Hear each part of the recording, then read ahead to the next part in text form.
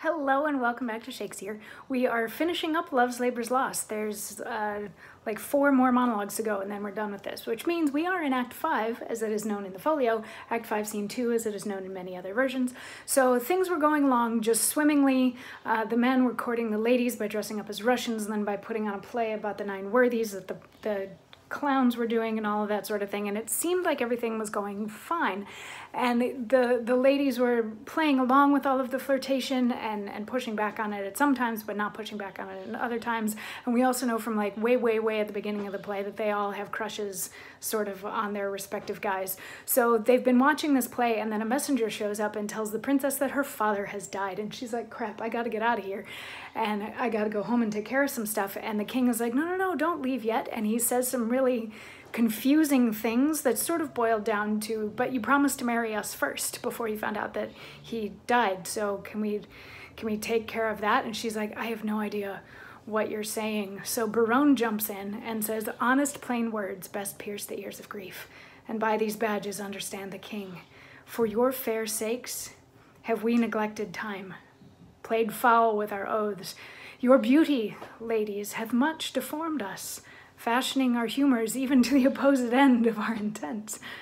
And what in us hath seemed ridiculous, as love is full of unbefitting strains, as wanton as a child skipping in vain, formed by the eye, and therefore, like the eye, full of straying shapes, of habits, and of forms, varying in subjects as the eye doth roll to every varied object in its glance, which party-coated presence of loose love, put on by us, if in your heavenly eyes have misbecomed our oaths and gravities, those heavenly eyes that look into these faults suggested us to make.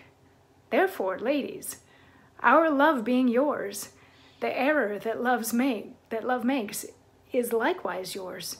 We to ourselves prove false, by being once false, forever to be true to those that make us both. Fair ladies, you. And even that falsehood in itself a sin, thus purifies itself and turns to grace. So basically what he's saying here is, we're sorry we didn't get to the heat of the issue sooner.